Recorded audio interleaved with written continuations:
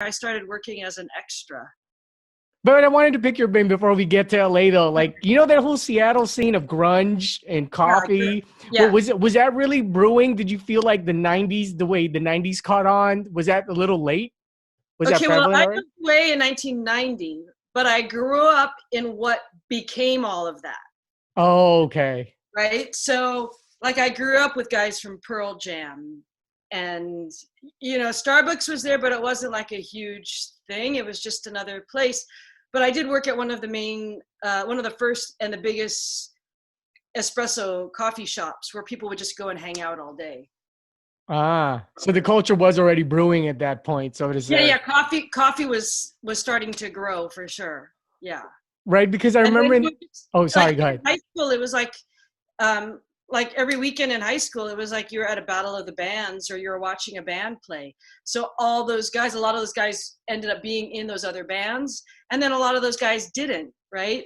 And it's interesting, like I'll see on Facebook now, you have so much connectivity with people, and you'll see people that you watched growing up in high school playing in bands, and they're still playing in bands.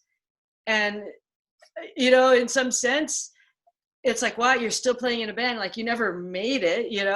And then, but the other side of that to me is like, wow, like you're really just doing something you love doing. It's not because you wanted to be a rock star, maybe at one point, but now it's just part of who you are, and it's something you love doing, and that you're still doing it, right?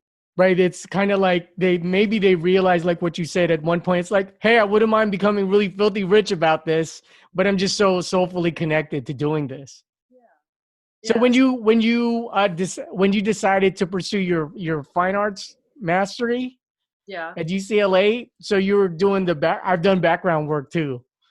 Well, okay, so I went to Cornell. Well, I went to 1 year of college, and I lived in a dorm. And the dorm was for the small university, but on my floor happened to be people from that were living there from two different art schools nearby.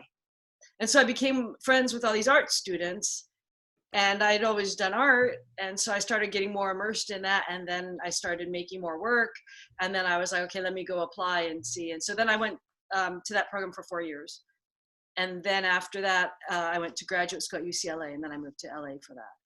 And then in the middle of doing background work, because when I was doing background work, I was like plenty confused. It was confusing. It's like you're like so tangibly there next to the stars, as I've seen you post on Instagram, but it's like, was it starting to steer you away from the goal, or was it just an interesting ride while you were going to Well, college? the goal in was to get out of Seattle, and Okay. I thought I was going to leave Seattle. I was going to come to LA. Well, I was supposed to actually go to Cal Arts, and then I ended up at UCLA. But I was supposed to go to graduate school and then move to New York and become an artist. Mm, love New Um, York. yeah, well, that's where you would go to become an artist or be an artist, right? Live and work as an artist. So LA was just the stop for graduate school, because there were three of the best at the time. Three of the top art schools were here. So I applied to two, and then I ended up at UCLA. And then through that experience at art school, it wasn't, I realized like that maybe wasn't the right exact place that I wanted to continue going toward, because after I graduated, I had a master's degree, and I couldn't get a job telemarketing.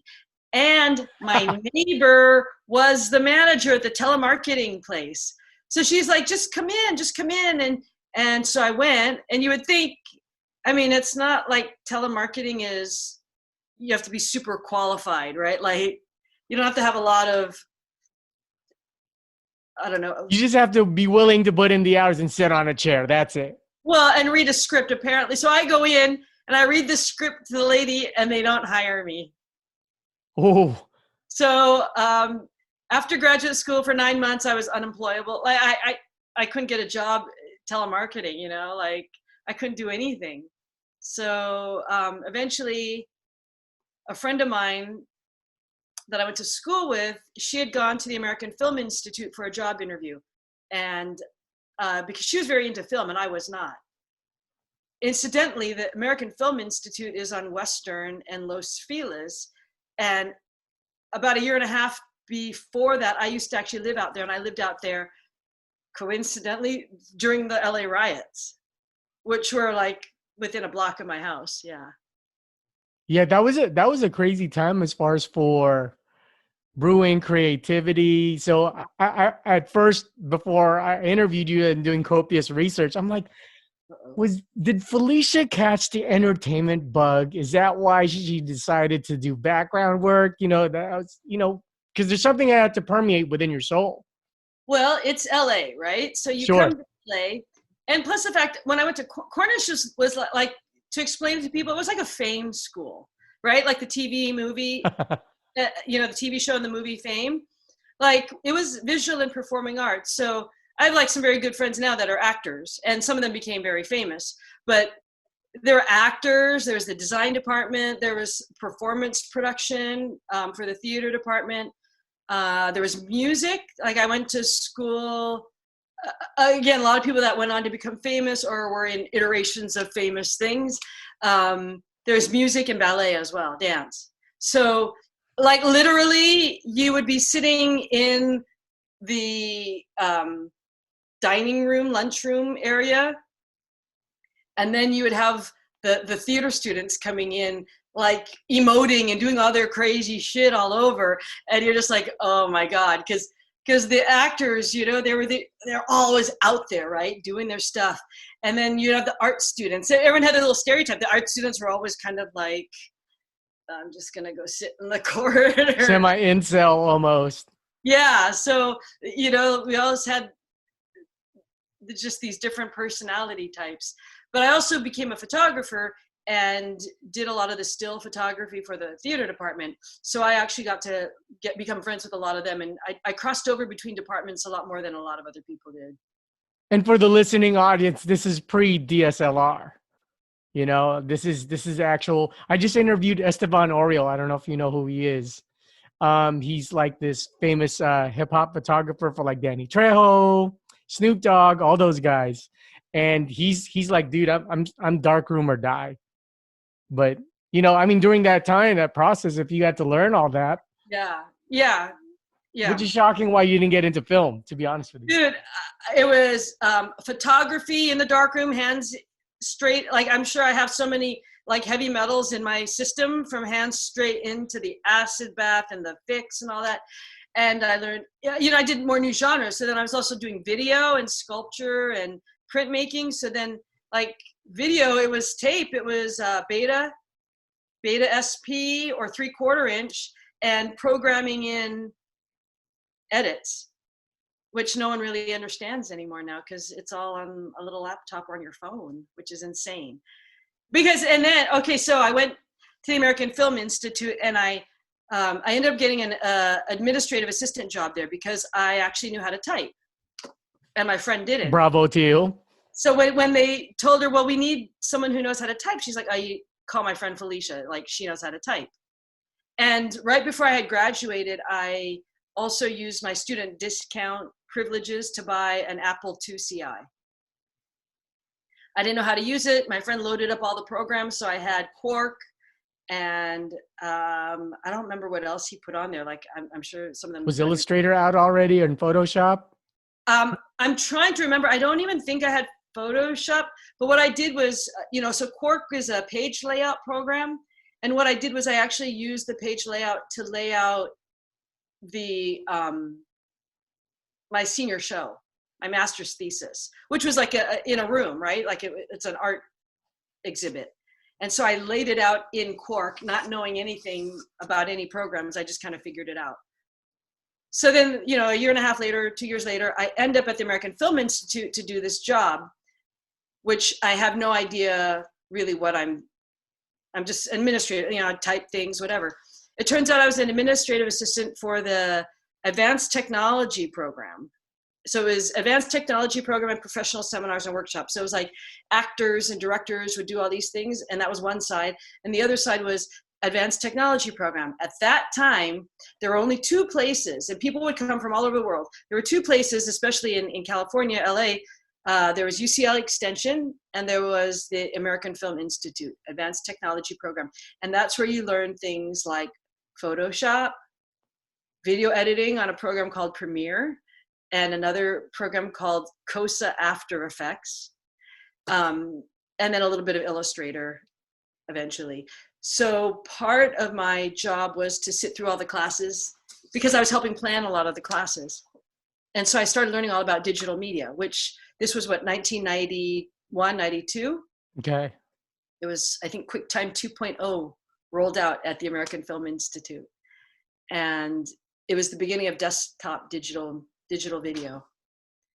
Up to that point, it was done in some mysterious big giant computer on a Hollywood post-production facility. Like a mainframe size type computer Yeah, almost? yeah, it was a whole different system. And so we were teaching people how to do this on the desktop. You know, it was like desktop video. Like, it's such a weird word now, like term, because no one even uses it anymore. Like, people are like, what are you even talking about, right? Right. That time, so I had a great boss who made part of my job evaluating the instructors and the students, because we were also part of a government program where we retrained people that were put out of work. And I'm not sure if it was aerospace at the time, but it was a government program where they would pay for these people to come in and take classes in advanced technology so that they could have new careers in something else. And so my job was to kind of help monitor that, evaluate the instructors. And so in that, the purpose of that, because I had a great boss, was that I could also learn everything, because he knew I was an artist and I worked in video. So I did that for a while, and then eventually I left there. There was some political stuff, and then I went and worked for one of the guys who we had teach, Mark Carson. Carson Communications was one of the first kind of boutique houses that did desktop video. And that's where I started. So I started working in production after that, post-production. And since it felt like you were already into fine art back then, was technology the allure?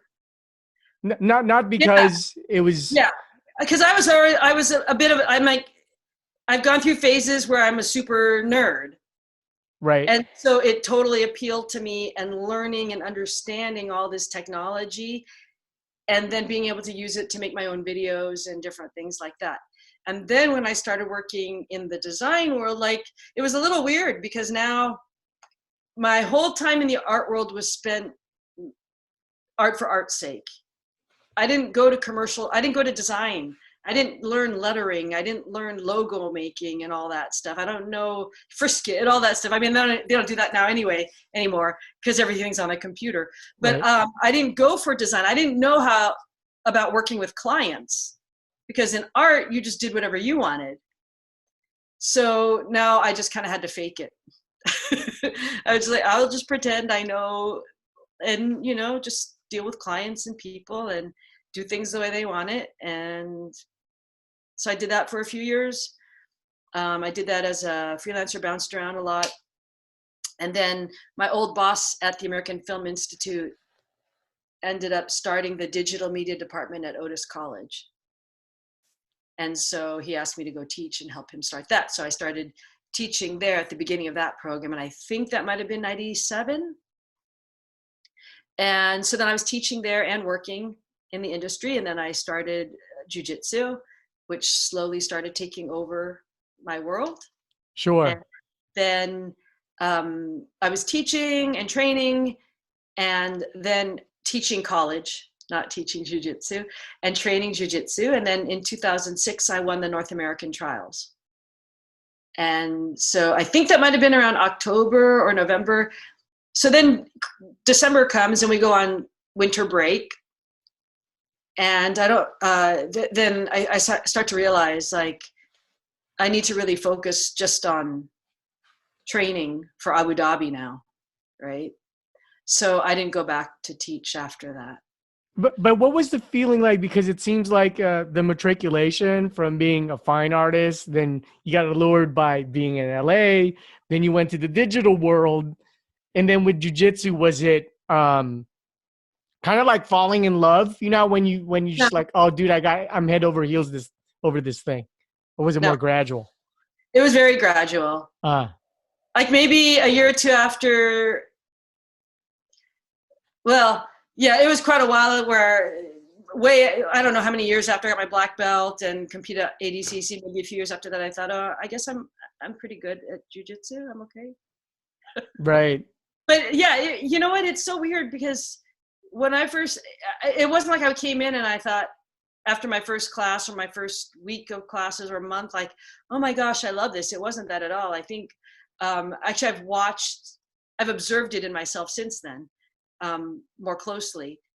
Basically, it was everything I feared Mm. in a But nice package. so, So so I wasn't so conscious of it, right? But like someone touching my neck, someone smashing me, someone sweating on me, someone even touching me or anywhere near me. Like if someone's foot tapped my foot by accident, I would be like, oh, like, you know, like very Asian, stay away, neurotic.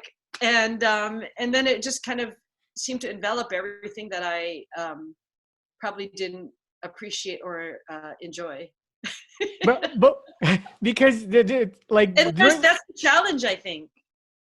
yeah, during that time, it's almost like legend. Even though Jean-Jacques just moved a couple of suites this way Yeah. from that former suite, but how were you treated? What did you feel like? You're being fucking dainty to me, dude. Don't be dainty to me. Or were you over nurtured? Were you overprotected? Or were you No, it was, roughed up too much?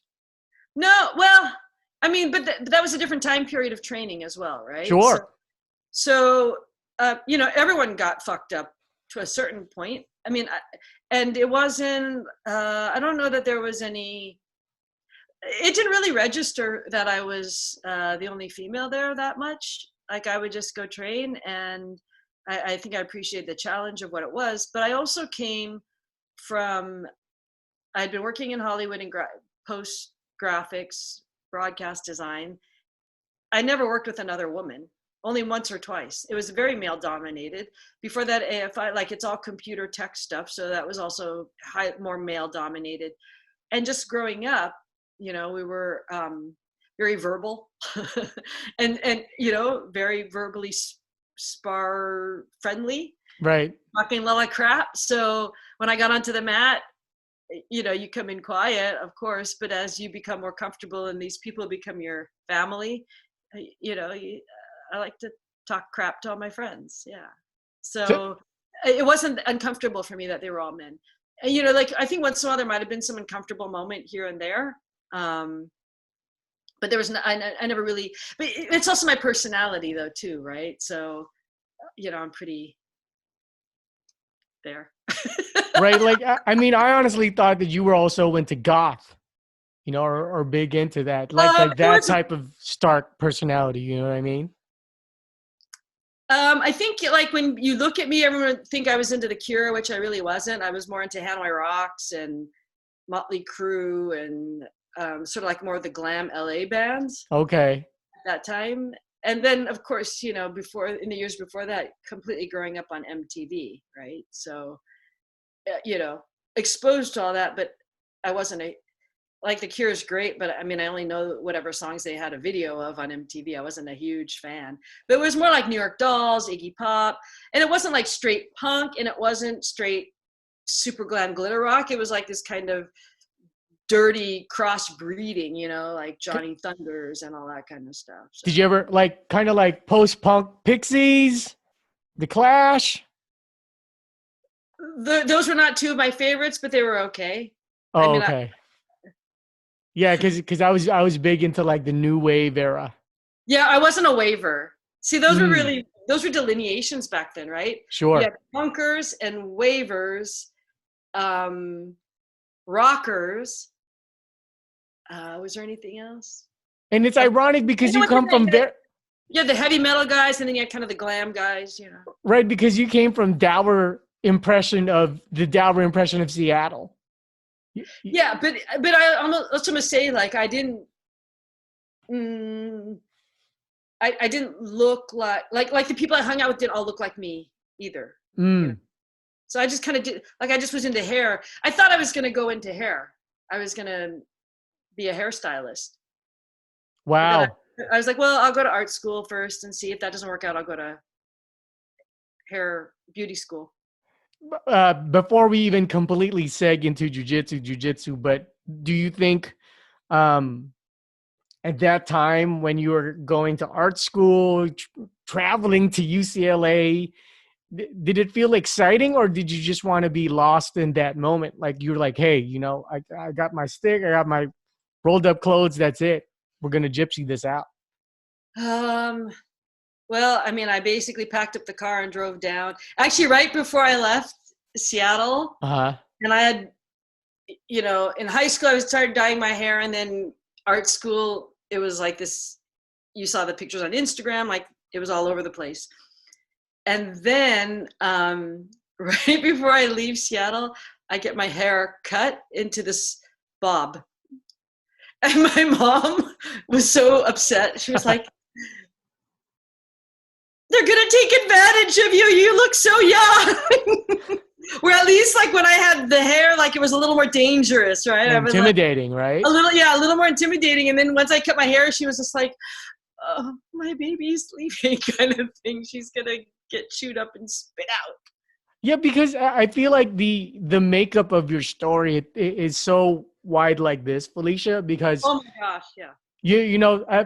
for to be like an OG, to train like in jujitsu, and Jean-Jacques' time when I trained there before I herniated the discs in my neck, it was a brown belt Alex that was running the front judo Yeah, guy, yeah, yeah. right? So at that time, since it was a narrower space, you couldn't help but run into people, and I felt like there were so many radical personalities looking at people at JJ's and going, these motherfuckers are crazy. They're training jiu-jitsu. Then I would see you and your old homie Jimmy.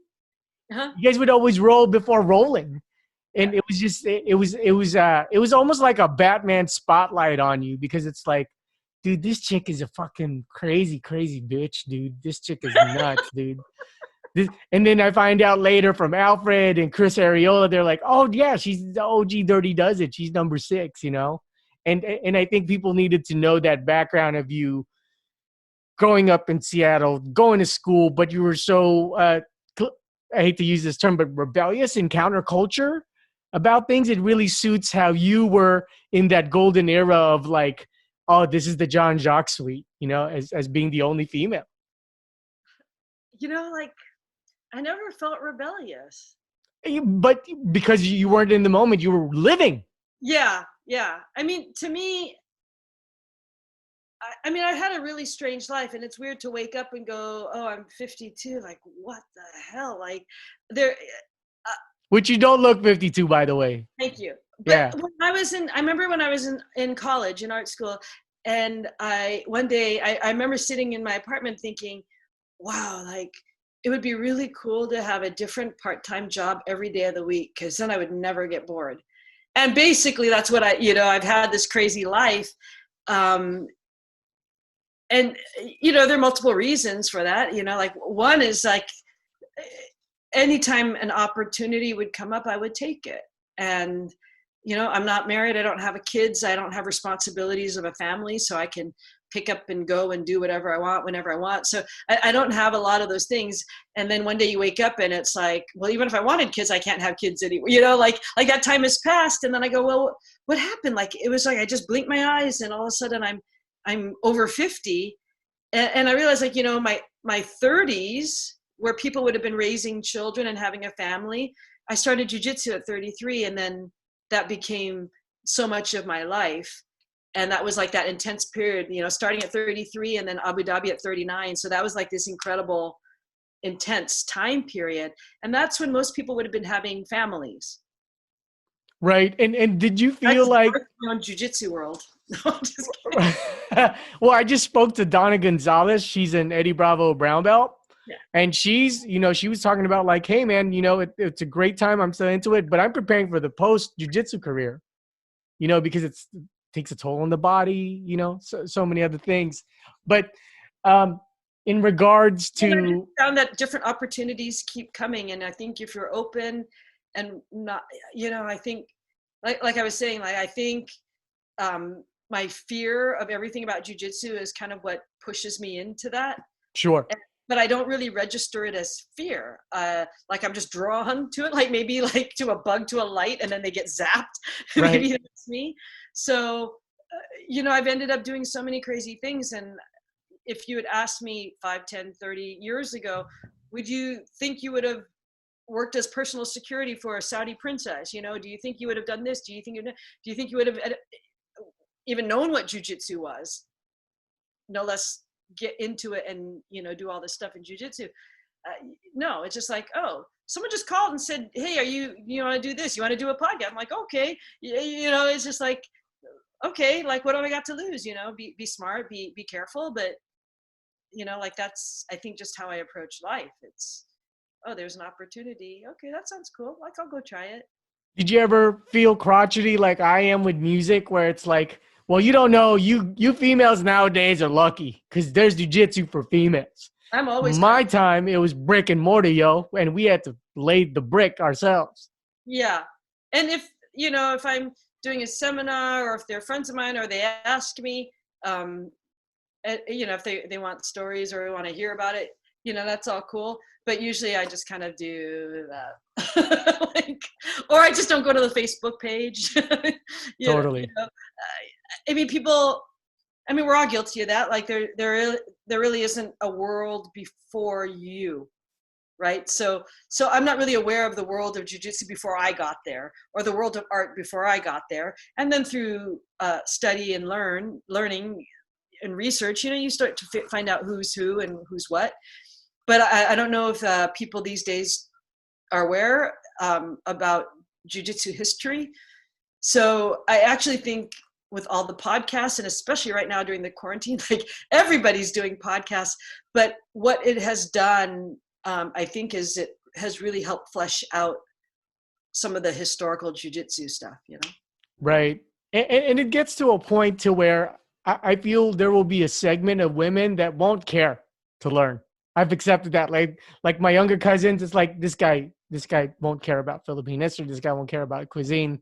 There's nothing I can do, And I totally get that, because I don't really care about regular history. Like that was never one of my favorite subjects, right? Like I said, like it was from me on. Even art, it was like contemporary art history, more or less from my birth date on, ironically, like that's what I was interested in, like the performance stuff, like Vito Acconci, all that kind of stuff.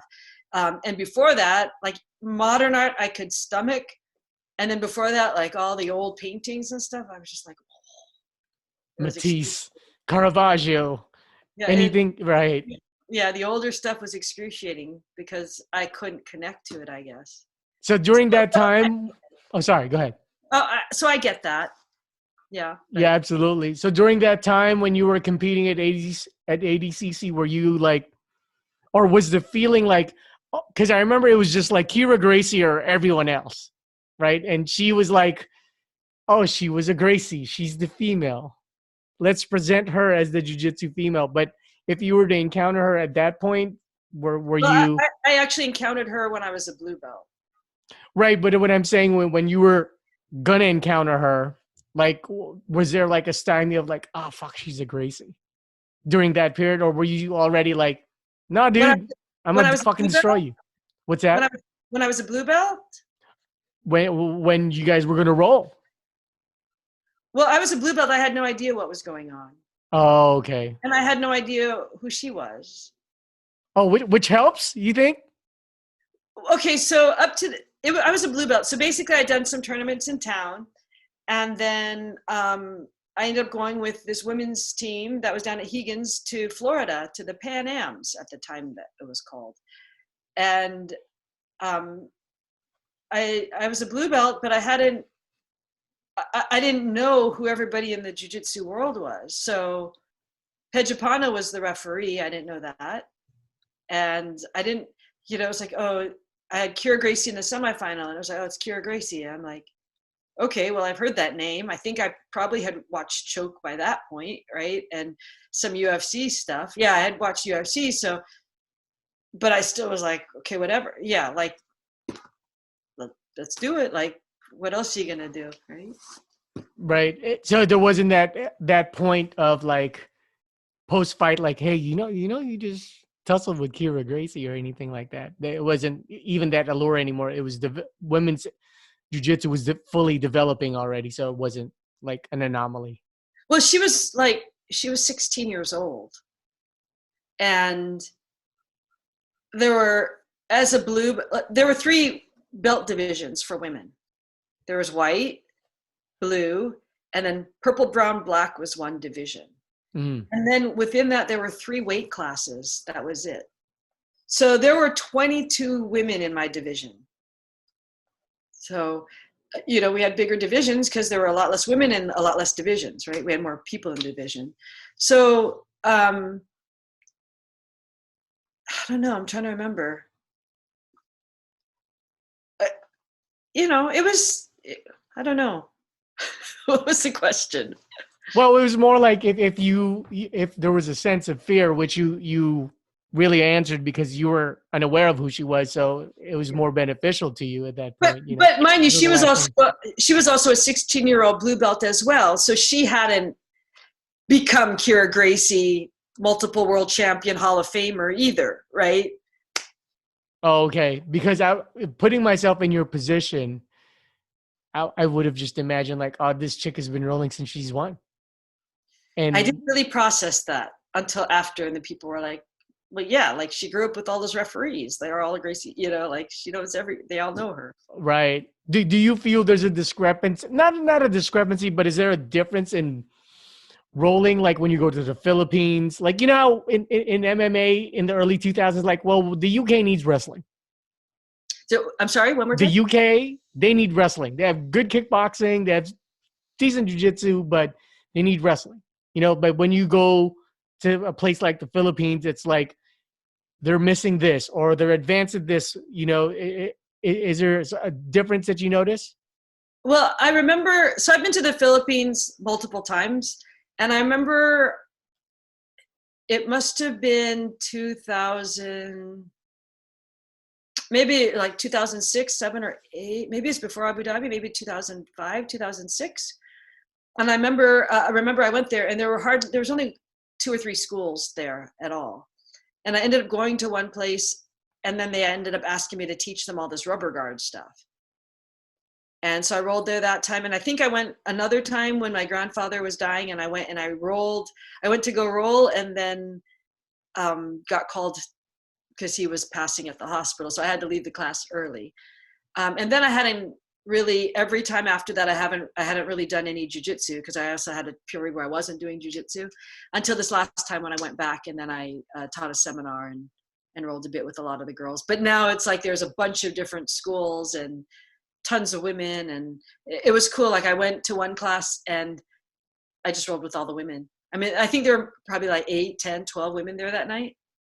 So I just rolled with them, and that was pretty awesome, because now I'm getting more advanced in my physical limitations. but did it feel different? Like, did it feel like they needed areas of improvement, or were they advanced in other areas? I mean, no, it's like just any jujitsu place you go, and you have different people that have different strengths and weaknesses and bring different things. I mean, it felt pretty much the same to me. But I also don't train around a lot of places. But to me, it's just like it's individual, right? Like I've never been good at that. Oh, remember in the old days? Oh, Machado Jiu-Jitsu versus Gracie Jiu-Jitsu, and the Machado people all do this, and the Gracie people all do that. Like, to me, there are definitely some schools that play maybe now like more of a sport jiu-jitsu, like they're focused on competitions or gi and a lot of gi stuff. And I get that. But to me, it was always just whatever was in front of me. Oh, okay. Because I always felt like it's so hot here in the Philippines. Why is the gi game so strong? Why are jiu-jitsu gi schools so strong? I would have thought like, especially in a poverty-stricken country, sometimes it's like, oh, no, gi's definitely the type of jiu-jitsu that should be practiced. So I was just like, because in the Philippines you have mad AC. That's true. Good point. Because living in Southern California, we have AC, 3/4 of the year is going on, right? But it's not like the Philippines. And I just really noticed it this time. When you go into a place at AC, it's like 20 degrees below zero, right? Like That's true. cold, cold. And then when it's hot and humid, you're all sticky and sweating. And then you go into the freezing room, and then all of a sudden you're like, why do I have a cold? Just because you've been like just sweating and freezing and sweating and freezing. But there's definitely this big jump in the temperature where I think here it's like a little more here. Right. It's closer to the mean, or the regression to the mean temperature wise. Yeah, I'm excited about doing a lot of things. I'm supposed to be interviewing Alvin Aguilar. That's who I did a seminar at his academy. At DefTac, I think. But they're now Ribeiro. Did you ever get a chance to roll with him? I'm trying to remember. I don't think I rolled with May. Masuda? Yeah. And okay. And then a bunch of the girls. Yeah. Oh, okay. Yeah, I just feel like it's so awesome to see. Are you full Chinese Filipino, like that sect, or are you? Yeah. Oh, okay. Yeah. Yeah, for me, it's awesome. Yeah, grandparents and great grandparents were the ones that moved. So my parents were both born and raised in the Philippines. Okay, so so we're probably the same type of like post Manchuria, some Taiwanese. Yeah. Oh, okay, cool. Yeah, and have you found a different like impression when you let's say when you were doing bodyguard work, and then you saw females roll, and you were like, "Wait, this is a little different from what I expected." Like, oh, this is a Sambo-based Saudi Arabian school. I thought this was BJJ. No, I just worked as a bodyguard here in LA. Right, but what I'm saying is, if you've traveled around the world, right, did you ever see a school that was claiming to be BJJ, but really they were just like a Sambo school? No, like I don't train that much when I travel, and I think it's probably different now. But I think in the time when I was coming up, I didn't always feel so safe going around and just showing up at a school and being a chick, But now I think there's so many more women, and with the internet, all this stuff, it's so much easier to connect to someone and find a place to go that is connected to you in some way, shape, or form through whatever friends you have, whatever jujitsu connection. But I didn't travel and train that much. And then I mostly just trained at my own academy, at Jacques, mostly when I was here. Then I went to one place for wrestling. I used to go over to R1 for wrestling, and had partners over there. And then, I go down to Hegan's and train there once in a while. But I didn't bounce around a ton. I do open mats and stuff. But I don't know. I think at that time, too, I felt, I don't know. I think part of it is being a small female is always, ooh, I don't want to get hurt. And even though when I was younger in jiu-jitsu, I felt a little more invincible. And now as I'm advancing in age and had a lot more injuries, that I'm more aware of it. But I also play that different. I let people know, like, I'm old, don't hurt me. I kind of try, when I'm rolling with someone new, I kind of try to get a little bit ahead of it, because you have people coming in like, I'm going to have a black belt. It's like, here we go. Now we're going to, and I also know, like, you don't have to always meet and escalate. Sure. Someone's coming after you. You don't like much more now. I'll shut down and try to bring it down. And, they're definitely very competitive roles that I have with regular training partners that I talk a lot of crap to, but we have great roles, but when people are new, I'm always nervous the first few times. I've gotten hurt pretty badly by people that I've rolled with that I trusted. So with new, you mean like new white belt, or just already color belted, but just new to the academy? New to rolling with me. Mm. So they can be any belt, but usually I won't roll with a brand new white belt. Like, sure. Because I paid my dues. I don't necessarily have to, but definitely, yeah. Even people like sometimes I get mad at myself because there'll be someone new to the class. Maybe they're a higher belt from another academy or whatever, and I start to get to know them. I'm talking to them on the side, and they seem really cool. And then maybe a couple months later, I'm like, I'm cool, like you want to roll. And every time that first couple rolls, I have to be really careful because I've had the experience where they are a different person than their cool personality, all of a sudden they're like, ah! And I'm like, oh, I don't need to get hurt anymore. Um, and so there are definitely partners that you can train to be good training partners. And, like if you want to go 100% use all your strength and weight and smashing game and all this stuff, maybe I'm not the right training partner for you. Right. But other people will either already understand, or some of them will eventually learn, like, oh, I can work on technique and try to do different moves and play it as a game, as opposed to I'm trying not to lose and be embarrassed, because that's what's going on in their mind. Like every role isn't win or die, which is in most people's minds as they're coming up through jiu-jitsu. Yeah, two guys that are very ginger, which I appreciate with me, is Chris Ariola and Sam Sekaguchi. But I've spoken to a lot of people and they're like, dude, that guy's a motherfucker, dude, because you should count your blessing that he just Yeah. pats you around like a bunny. Because Yeah. I've seen Sam roll with other people and he spine locks people, he leg locks people. And I'm just like, oh, fuck, I'm just lucky that this dude doesn't mess Yeah. with me. And, like I would have those partners too, right? There's some people where they would enjoy rolling with me and working technique and doing however they want to roll. I mean, I don't care so much.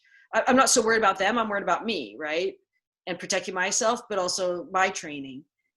And if they're enjoying that and they want to roll with me, if they don't want to roll with me, I'm cool with that too, right? I have friends that I'm really good friends with that I don't roll with. I get it. I get Yeah. it. Jesus, it's almost like a camera in front of them. They become a different person. Yeah. And then there's other people where he's a terrible person to roll with, for a terrible partner for this guy, but he's great with me, right? Like everyone just has different threat levels and different expectations. Right. What was the history with 10th Planet? Because I remember, I think it was Amanda Buckner. You were wearing like she's an MMA Yeah. fighter, right? What Yeah. was the history with you and 10th Planet? Because I didn't even know that you and Eddie were like tight like that, or 10th Planet like that. Well, so Eddie is under Jean-Jacques and I was under Jean-Jacques. He was, ahead of me. And I remember, I think it must have been around 2002. And I was at a tournament and I got stuck on the bottom. I think I was stuck on half guard and I couldn't sweep the girl and I lost. And then I go back to the academy and I'm sitting at the end of class. I'm watching this little guy that was on the bottom. And all of a sudden I see this little monkey guy like end up on top of this guy. And I thought, that's what I need to learn.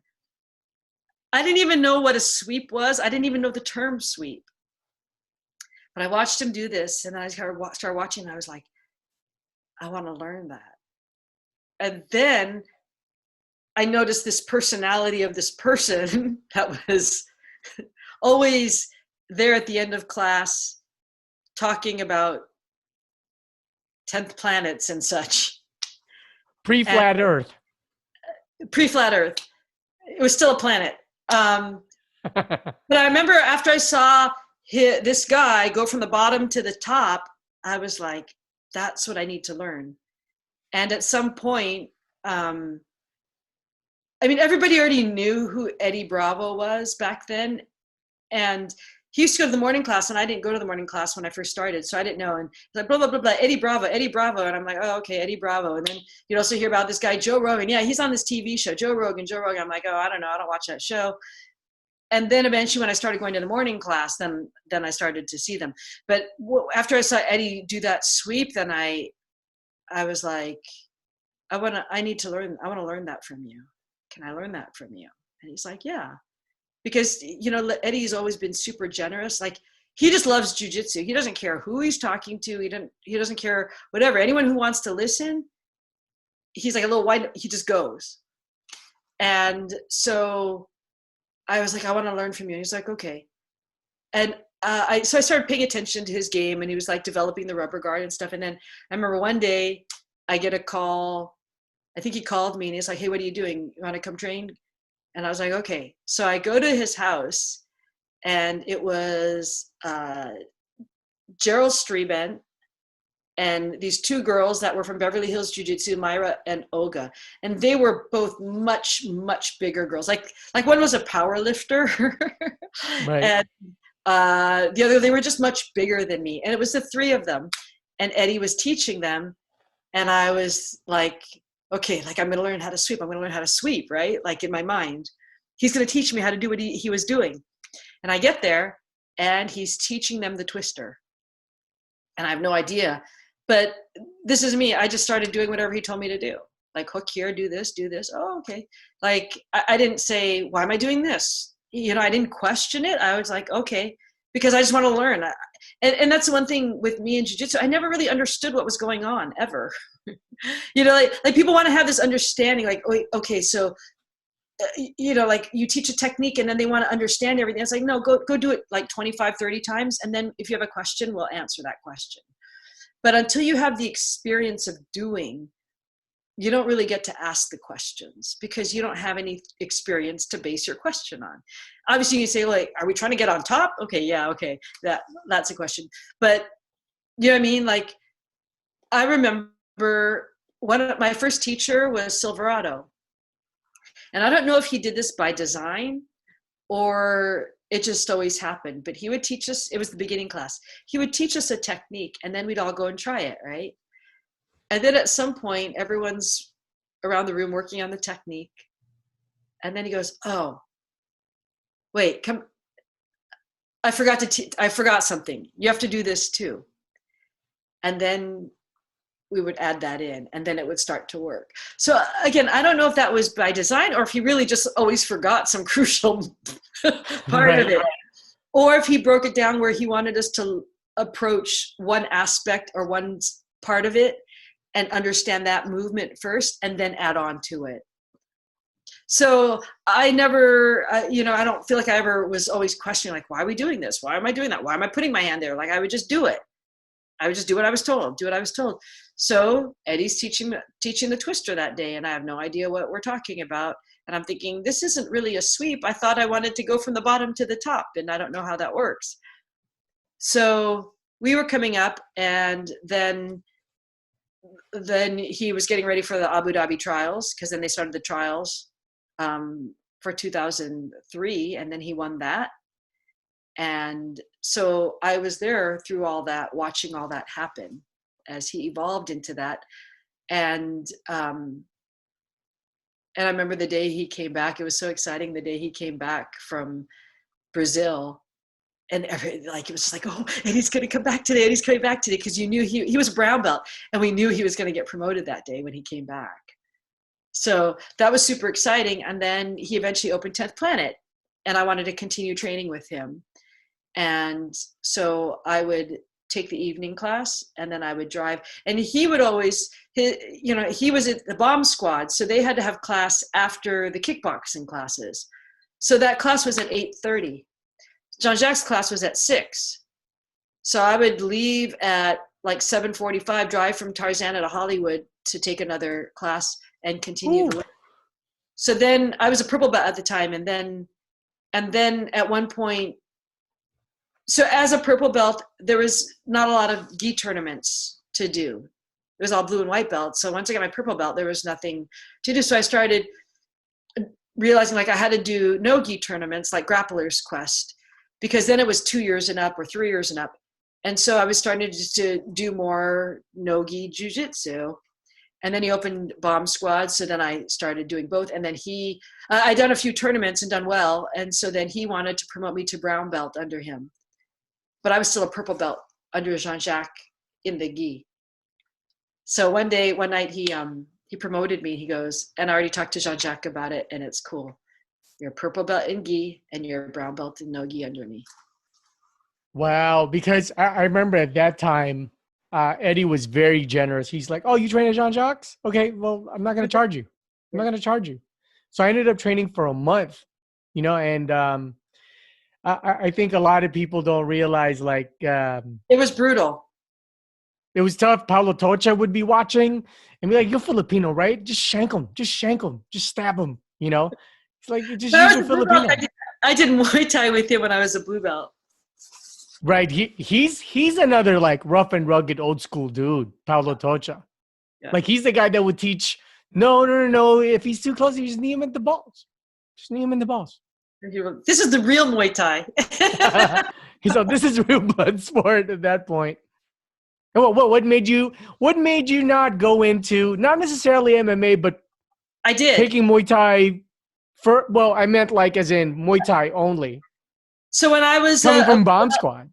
it was before Bomb Squad. When I was a blue belt, um, I became friends with. So Jimmy was with another at John Machado's, I think. It may have been before Jimmy got there, but other friends of mine were at John Machado's, and so I would go there once in a while. And I became friends with this guy that was also doing Muay Thai, and he was like, "Yeah, if you ever want to do it, come out. Like I train over at North Hollywood Muay Thai with Paulo Tocha. It's awesome." Da da da. So, like I said, I'm like, okay, hey, I want to go train. I want to try this out. And so then I started training Muay Thai over there. And what happened was I tore my ACL in Jiujitsu through my own stupidity, my own fault. I tore my ACL, so then I stopped Muay Thai. Because normally, from my experience, it's normally grappling, then into MMA. But if someone trains in a martial culture like BJJ, then they just want to train in the martial culture of Muay Thai. If that's the same experience you've seen. Well, I did Muay Thai for a little while, but it was, I was starting to feel more comfortable with Jiu-Jitsu, and I knew I liked Jiu-Jitsu more than Muay Thai. But also with the torn ACL, it was much harder to do Muay Thai. I didn't go to MMA till after Abu Dhabi. So years later, I was already a black belt. And then after I quit my teaching job, I had also started teaching more or less full time at Big John McCarthy's gym, which was an MMA gym. This is in Valencia, right? Yeah. And so after Abu Dhabi, I pretty much moved up there permanently. I got separated from my husband and pretty much moved up there because I was teaching full time up there. And then we started a fight team out there. And so I helped coach the fight team. And then I guess I was a little bit bored, like I was 39. I took second at Abu Dhabi, and I couldn't imagine training hard for 2 more years. I don't know if I felt there was that much farther that I could go and still be, I guess, competitive and at the top of it at 41. And I also got Epstein-Barr virus with chronic fatigue stuff. So I also felt after the Abu Dhabi and that whole year experience, I wanted to be at the bottom of the mountain again, and learning MMA, learning wrestling, learning boxing, learning kickboxing was an easy way to be at the bottom of the mountain where I was clueless and I don't know anything about throwing a punch or footwork or, I had done some wrestling over the years, but not really. And with the fight team there, I eventually tried out for the fight team. And so I got to train, and I was planning on fighting MMA. And I did a kickboxing smoker. But, and then after that, just realized the fatigue was too much. And I also don't need to get hit in the head a whole bunch at 42. So then that's when I just stopped training. I know you've been asked this to death, but maybe my audience hasn't, or the network. But in regards to EB and Epstein-Barr, what helped? What was the mental challenge with that, and what helped you get out of that? Okay, so for people that aren't familiar, if you're familiar, a lot of kids get mononucleosis. It's used to be called the kissing disease. They used to think it was transmitted through saliva. They don't really know. But you would get really, really tired. Basically, you would take time off of school or whatever, or just, I think there was 1 or 2 kids when I was growing up that had it at some point. But basically, you'd be really tired for a few months. And then after that, it went away and you were fine. So we were getting into CrossFit, at the gym, and part of their certification, they were doing a certification at our gym. I hadn't done any CrossFit. This was 2007. But part of the deal was you're going to certify and train some of our instructors, and you can hold the certification at the gym. So basically a CrossFit certification at that time was basically doing 2 or 3 CrossFit workouts in 2 days and having no prior training in any of that. And so I did that. And then after that, I just kind of felt like my throat was scratchy, and I always kind of felt like I had a cold and kind of sick. And after like a month and a half of feeling sick, I finally went to the doctor, and she was wise enough to test me for it. And then a week or 2 later, she called me and she said, "You just tested positive for EBV. There's nothing we can do about it. Have a great life." So this was, I think this was 2007, November of 2007, right before I went home for Thanksgiving. And I started researching it. There wasn't really any information. I think at the time there was maybe 10 to 30% of the population, they said, had it. Years go by, and different things happen. And at some point, I stopped training pretty much for 5 years because of the fatigue. Like, it never went away. My voice, I had a hoarse voice for, I don't know, from 2007 till 2014. Like, my voice never was clear. Like, I was like, it was raspy and it messed up. My lip would peel. Anytime I'd exert myself, my lips would turn blue, which they still do sometimes. Trying to remember the other symptoms I had. Like, I've forgotten a lot of them, you know, because I don't have to deal with them as much. And then what would happen is if you kind of stressed yourself too much, within 30 seconds, it would be someone sucked the life out of you, every ounce of energy. And it's almost like being one of those inflatable dolls, not little dolls, you know, those things. And like then a car dealership. Yeah. And then, thank you. And then like everything was out of you. And then within 30 minutes, I would notice, like, I would start getting kind of snippy. I'd be like irritable for a few minutes. And then it would just be like, and I would have to go home and sleep for a day. So eventually, red marine algae. I was about to quit Jiujitsu, the MMA world, my job teaching at Big John's.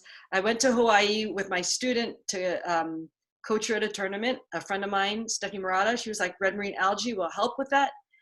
Within 2 days, I started feeling better. I came back in October of 2014.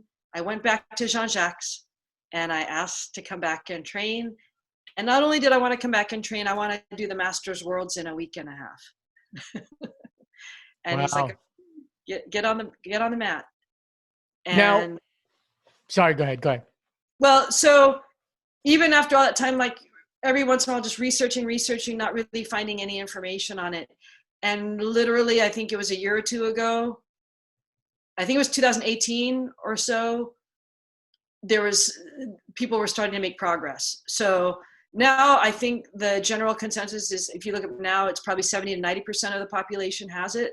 Most people have it, don't know that they have it. And I think the theory that I kind of buy into, that I've heard now, well, they think it's the precursor to things like fibromyalgia and MS. And what the virus does, like viruses, they just stay in your body and it waits for the opportunity to attack. And they also think it's connected to a lot of cancers, internal cancers. And so it waits till it has an opportunity to start to attack. And maybe that exhibits itself in MS or any of these other things. So, I just really try to, every time I find out about a new supplement or something, I might try it for a while. So I have my little regimen of herbs that I take. And I've gotten much better at listening and feeling, because there's this feeling in the muscles when you start getting into the fatigue. It's almost like having a gas tank, okay, or a power meter at the top of your screen on your video game, but you have no idea how much is in that tank or where it is in the meter. So you're just blindly driving, with no idea how much gas is in there. So you could make it to the end of the block, or you could make it to Vegas. You have no idea when your car is going to crap out. but you might start to pay attention. Oh, then I'll start feeling a certain feeling in my muscles. Or if I know that I haven't been sleeping well, I haven't been doing these different things to take care of myself, I'm like, ooh, I better be careful. I better start taking care of myself and doing these things so I don't crash. So you still are asymptomatic then? Yeah, Wow. yeah. Well, And in fact, the funny thing, the super funny thing is my first jujitsu student, who's also my very close best friend and also trains with me at Jacques now, she's had it since college. She's close to my age. So she's had to deal with this for what, 30, 20 something years.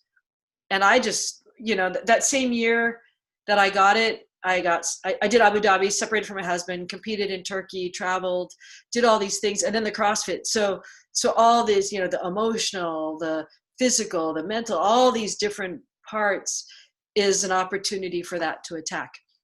I have noticed it. I've seen it several times in other people, whether I was teaching in the fitness stuff or I saw it a lot in CrossFit, in the CrossFit world, not because especially with women. And I think what happens is women, middle-aged women, a lot of them either aren't really that physically active, or they were in the past, they were athletes and then they came back. So now through CrossFit, they're feeling this empowerment and strength in their body, and it's addicting in the same way Jiu-Jitsu is, right? But yet they're married and have families and have kids and have jobs, and now they're not only doing all these things, but on top of that, they're stressing their body. And in that addictive way, you don't necessarily always give yourself time to recover, and you're always pushing, pushing, pushing, right? And I've seen other, specifically like other middle-aged women that have gotten EBV as a result. so this student of yours, if it weren't for her and you following her to Hawaii. Well, I was, yeah, it was another woman, Stephanie, who was Oh, on the okay. team. So she's living in Hawaii now, but she's the one that said, "Oh, go take this supplement," and I felt better. Wow. That's pretty amazing how that turn of events hit, because I've experienced having viral meningitis with my mom, and it's one of those diseases that it just creeps up to your brain. No symptoms, kind of like what you went through. And how much of mental support did you need through that? And we'll move on to something else when you're going through that. Or were you pretty much, I got this. I need to power through this. Well, I kept trying to train it out of myself. Mm. I played around with a million different diets, and those didn't seem to help. I played around with different training systems, right? So I would go hard one day and then rest, and then go hard one day and rest, and that didn't work. And then I would go hard 2 days, or then I would go, let me just go like at 50%, intensity and with workout like strength and conditioning and or jujitsu, whatever. Like, let me just don't exert myself all the way and do that, and then I would still crash, right? So I tried to do all these different things. I tried all the different diets.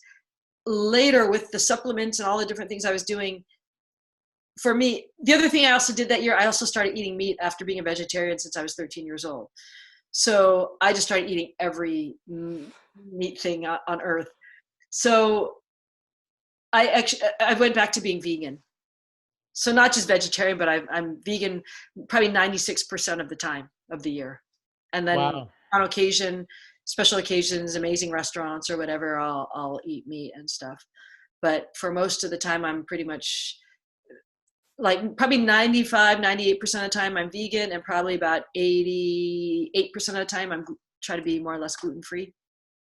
So if Higan Machado texted you and said, "Dude, Fogo de Jao?" I Question would mark. go. I've never been to Fogo de Chão, but if I go to Brazilian barbecue and decide to eat meat, that would probably be that would be the place. Yeah, because I would imagine you'd be almost both mentally and just metaphorically be salivating to consume because of your diet and your discipline, right? It would be fun. I mean, that would be probably like a birthday dinner or something like that. Right Definitely. on. But and a lot of times, it's like I've had I had an eating disorder. I was bulimic for many years, like from 13 to 21. So I've always, and everyone has food issues. I mean, I think that's just a given to live in our culture now, or anywhere in the world. Southern Cali, especially. Yeah, but I got this up. I started being bulimic when I was 13 up in Seattle. But it's always been a battle, right? Even if I wasn't bulimic, but the psychological part and the body dysmorphia, all that stuff, and the sugar addiction, like all these little things. I think just life, you just keep trying. And I think jujitsu was super helpful in that it really focused me away from my body and how it looked, or it was about what it can do and how it can perform, and taking care of it and just having this great relationship, and then how that serves me in a much healthier way. And so in the same way with food, instead of going, oh, I can't have this, I can't have that, it becomes, or this is a bad food, and I still slip sometimes, but it's more like, I'm going to choose not to have that. If I want to have that meat, that burger, that bacon, whatever, you can have it. So I'm like, okay, and I might have it. And other times it's like, nah, I don't want it. Sometimes I'll be at a restaurant and they don't really have that many choices, and it's like, do I want to have it or not? And it's a much more freeing thing. Then you don't set up this, oh, you're a bad person, and all this judgment, and then it becomes this whole psychological craziness. It's like, do you want to have it or not? Are you going to choose to have it? Then it's like, is it really good? Like, is it worth me kind of spending my little pass on it? But then it's a choice. I'm going to choose to have this. I'm going to choose not to have that. So I didn't really have the intention of becoming vegan. I was like, I'm going to try to do the vegetarian thing again, because that served me well for years. And then I was like, well, let me just see if I can go without having dairy and animal products as well. And after 3 weeks of choosing not to, I was like, oh, I can do this. But like I said, once in a while, I'll have something. I'll have fish, or I'll have, a part of a steak or something. Do you think that's something you could have embraced in your early jiu-jitsu career, going vegan? Or there's no way you would have been able to embrace that? No, because the food thing is control issues. So it was like Yeah, parallel to the addiction of jiu-jitsu. It's like, yeah, I'm all that. going in. Yeah. But do you find it, because you've seen the behind the scenes of this project that I'm working on for jiu-jitsu. So I spoke to Jacques, and he was just like, oh, I've changed so much because I don't care about cross training. I let them cross train now. Yeah. Do you see that with all the masters and legends that you've trained with, that they're accepting, or is that still kind of my way or the highway? Well, let me just say, and it connects to what I was saying about like having your body do what you need it to do for a jiu-jitsu. So because I think very early on, like I trained jiu-jitsu as an athlete, and I would do strength and conditioning and all this other stuff, which I think helped me, especially in the earlier days of jiu-jitsu. Some of the other people weren't necessarily doing that. But I came from being a gymnast and doing other sports, so it just made sense to me. I'm going to go do conditioning before class. I'm going to go run the stairs with a weight vest before class, before I go to jiu-jitsu class. And lost my train of thought for a second. That's okay. We were talking about legends, and then tying it to diet, and then Forward. And then how you were tying diet and masters accepting of cross training. Oh, so in my jiu-jitsu earlier years, I ended up doing a lot of conditioning stuff. Like I got certified in kettlebells because I met people that were involved in that and started learning that. And like I told you, like I didn't set out to do CrossFit, but I kind of like I said, like the opportunity's there and I took it, right? Like they said, oh, do you want to get certified in kettlebells? I'm like, okay. Do you want to get certified in CrossFit or this or that? I'm like, okay, I don't know what it is, but I'm game. I'll come and learn. I just like to learn. And so I ended up learning and eventually teaching like a lot of fitness stuff. And people thought I was a fitness freak person. People thought I enjoyed fitness. I do not enjoy fitness. If I could sit and eat donuts and ice cream all day long, vegan ice cream and gluten-free and vegan donuts right now, although occasionally I have a regular donut and occasionally I might have a bite of ice cream because it's not all or nothing. Holla Jay Zabalos. But people would assume for so many years that I was like a fitness freak. I did fitness stuff and conditioning so I could compete better at jiu-jitsu. So then when I got sick with EBV, it was a really, really great convenient reason that I couldn't do conditioning. But the other thing I found out, you know, like I got back to the point a few months ago, to the point where I was training as much jiu-jitsu as I ever was. I was training like doing 2-a-days, but I didn't do any strength or conditioning because I found that would push me over the edge. And I wasn't willing to give up any jiu-jitsu time to do conditioning stuff. But we'll see. You know, it's always kind of tinkering with the recipe, right? Right. Can you give me a couple more questions? I know I've taken a ton of your time. Yeah, I'm good. Okay, cool. So, you know, as we can see for the people who are going to be watching it on YouTube and the network video part, there's so much art-based things in the background. Yeah. Is the satisfaction or satiation of doing art versus jiu-jitsu different? Is it the same? Now they're the same at some level. Like there's a lot of problem solving constantly going on, and they're both places where I get lost and disappear. Like I just go away. But right now it's like it's more been furniture making. So it's been this kind of more conscious, creative thing. And, you know, there are a lot of times where I try to ponder and try to problem solve things where eventually after months of trying to figure out how to build something, I see some video on the internet and I think, wow, I could have just watched that. I could have watched the video and solved all my problems like in a 10-minute video instead of thinking about it for 4 months. Like I keep reinventing the wheel, but while I'm in there, it doesn't really occur to me that I could just Google it. but okay. All right. Yeah, well, because sometimes we get stuck in that analog process, right? Where we can't just look into each other's like, okay, well, there's this internet thing, then I could probably figure out how to work Pro Tools and watch hamsters eat little burritos and then learn how to do a John Danaher leg lock. You know what I'm saying? Oh my gosh, the freaking rabbit hole. Totally. Well, that's good to hear because but you can learn anything. I mean, I learned how to sew, I learned how to build things, I learned how to use tools, everything. Yeah, because for me, if I would train, like, you know, I did 5 smoker fights in Muay Thai. It was a completely different, like, feeling when I eat Thai food instead of doing Muay Thai. It was like, that was the reward. It's almost like left brain, right brain.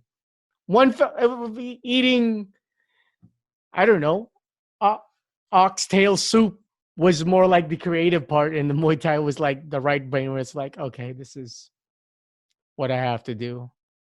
So, and it's interesting because for a creative, I've never understood this. I'm asking you as a friend versus an interview. For a creative, I always thought creative people would be more experimental with food instead of disciplined. If that makes any sense. I'm very experimental with food. But in good, clean ways. No, well, I mean, I've gone through different phases, right? Like I went through a foodie phase with my student and her husband. Like I would eat anything. Like what? Anything. All ethnicities. Yeah. Yeah, because like when I go to the Philippines, it's like, okay, lose some weight now because you're going to gain some weight when you get back home. Yeah. So when I went to the Philippines, I mean, I've been full on, you know, been in vegan world. And then I went to the Philippines at the end of January for 2 weeks. And I just knew like, I can't be vegan for these 2 weeks. I mean, like technically I could eat rice and fruits for 2 weeks, but you know, that's the other thing. I think before I was like, so like that, and to me now it's like part of life is having experience, and part of traveling and having the traveling, experiencing these other cultures is eating the food. So like in the Philippines, I would just take a little bite and at least try everything, at least a little bite. And then when the vegetables came by, I'd take more of the vegetables. Mm. But I would try a little bite of everything for sure.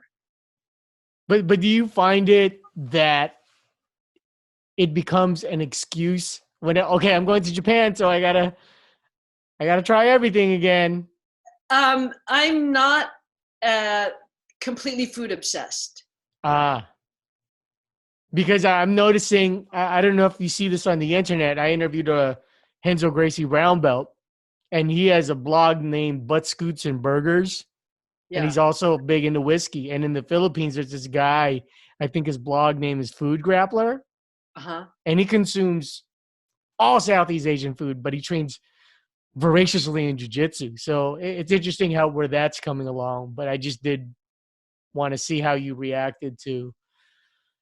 I just always thought like creatives were all like Anthony Bourdain. I'm gonna smoke some weed. I'm gonna have some delicious version of like A5 Wagyu, and I'm gonna train in jiu-jitsu. Well, I'll take the Wagyu and the Jiu-Jitsu. Right.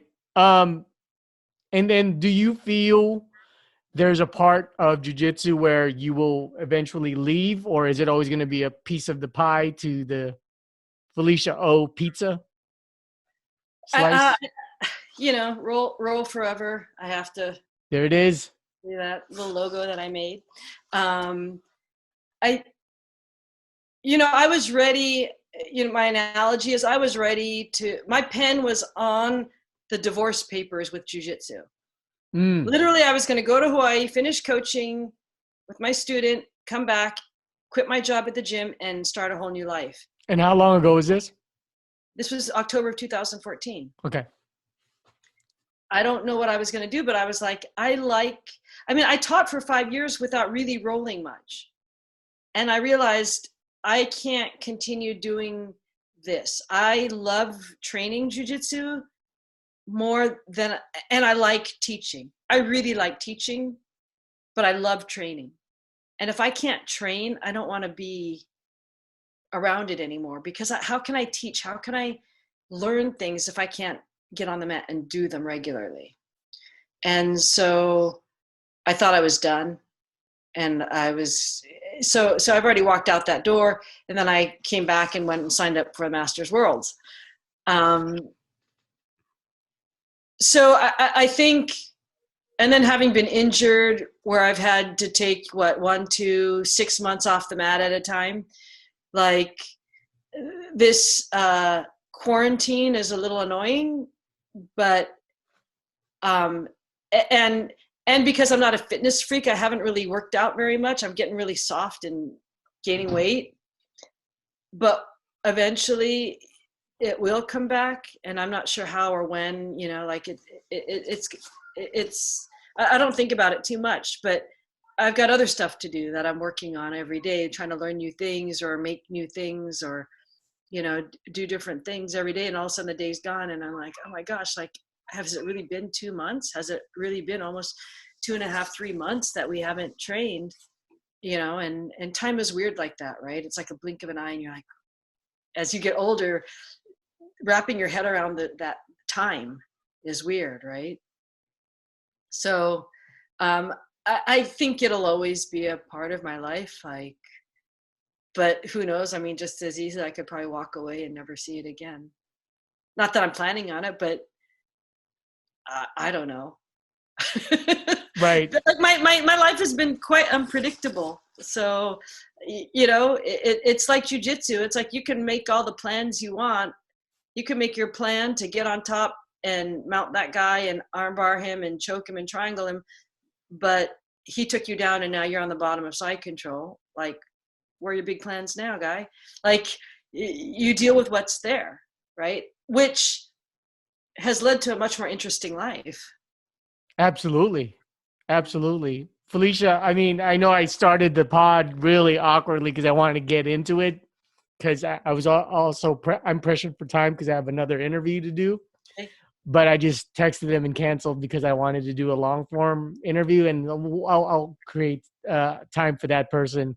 But man, the scope, I feel like I could talk to you for a couple more Oh hours my just gosh, talking about being an extra. well, I went through a whole thing where I lived in a warehouse for 2 years, 2.5 years. Oh, Recently. Oh, care to share? Yeah. Like, what was going on? Well, growing up angsty, like, I just got to the point, I was traveling with my friends and staying at the best hotels and eating at the best restaurants. And I felt like I wasn't grateful enough. I felt like I didn't appreciate everything that I was experiencing. And so this is when I started making art, right? So I basically rented a studio space and lived there illegally.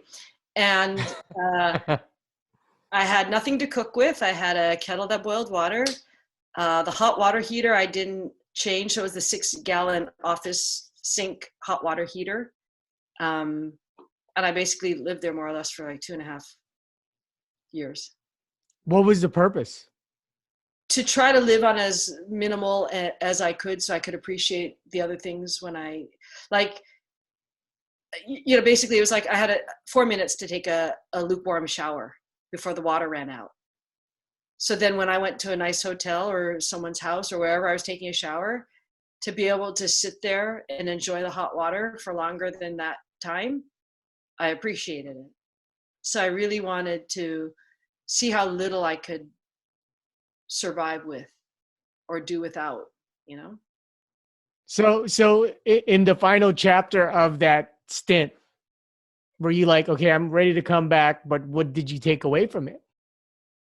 That I have to minimize my hoarding tendencies and get rid of more and more stuff, because like when my dad passed, we had to go through all this stuff, because reality, like my dad was a hoarder and my mom wasn't. And so there was always, and so that's in me, right? Like I'm to be both immigrant hoarder and a little bit of a, like, I don't want anything, right?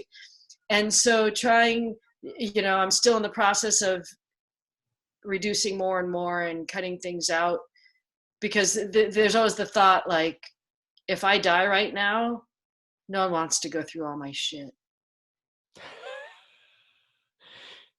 But I really just wanted to be more grateful for everything that I had. And then it started changing my brain. Before that I was do the gratefulness list, every night, 3 things you're grateful for and stuff. And, like setting up those kinds of things is really helpful for you to become conscious of them. And then I think at some point, like when they just become kind of part of you, I think I haven't ever had a depressed day the way I used to have them. And when I, like, sometimes like if the sun's not out and I don't feel so good, because lack of sun really affects me. And not that I sit out in the sun a lot, but just if it's gray, it's overcast gray, I kind of go, oh, like this morning it was, and I was kind of like, oh, like that whole sad, seasonal affective disorder stuff. Like it really affects me. But at least I can put it in context now, right? Like that's kind of the worst of it. So it's not like I'm a victim. I'm like, oh, I'm having such a shitty day and everything's going wrong. It's kind of like, okay, well, that was messed up. But yeah, I got in a car accident. Someone just hit me. Well, I'm alive. And it only dented my car. I'm just like seeing a different side of things. So it's never turned inward on me. And it's made me a much more grateful and happy person. Not that I'm happy, but it's just like there's not that inner angsty turmoil and like, oh, like that, oh, I don't feel anymore. So wait, with all these complexities and your adjustments, are you still marryable? Or are you done after a divorce? I don't think I'm marryable anymore. I think I'm like so out doing my own thing. I don't know. If it happens, it happens. But I really like social isolation is nothing for me. because basically I was in a studio by myself, and the only time I saw people was when I went to jiu-jitsu. That's it. And I don't play A to music. B, A to B. No music. I just like it quiet, doing my work. Now I've been watching a lot of the news, trying to keep track of all the craziness going on right now and being entertained. But yeah, like being an artist, you know, I mean, one of my things in art school, I cleared out everything out of my studio, threw everything away, and I sat for 8 hours at a time in my studio. No talking, no moving. Just I think I posted a picture. It's a white room. That was my studio, and me in black, and I just sat there for like 9 to 5 every day for a week. So I've already done this. And then I had a flotation tank business that went out of business. But that's like, what, sensory deprivation, you know? So That's the makeup. It's interesting.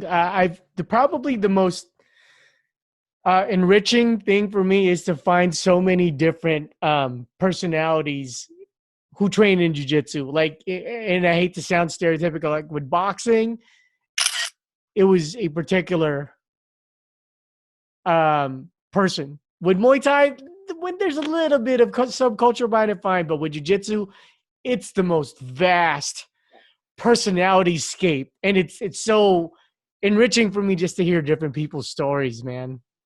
It's amazing. It's crazy, right? And everyone has a story. Absolutely. And I think that's the one difference between all other martial arts. Like for me, I'm a Muay Thai guy. That's my first love. You know, I love Filipino knife fighting. That's my second love. And jiu-jitsu has just brought this buffet and potpourri of magnanimous personalities who are both beautifully so vivid and different, man. That's awesome. I really appreciate you sharing. And maybe one of these days we could do just jiu-jitsu talk, because I wanted to paint a picture of who you are first. You know what I'm saying? And good luck. I ran out of canvas already trying to paint who you are. I need like a wall of fucking China. Life's crazy, you know? Just shit. I've forgotten so much stuff. But I've had a fun life. It's been awesome. That's good to hear that you're fulfilled, because right now, like, even not to be dour, if I passed, I would have said like, yeah, I had a good life. It's cool. It's cool. I'm at that point now. Yeah.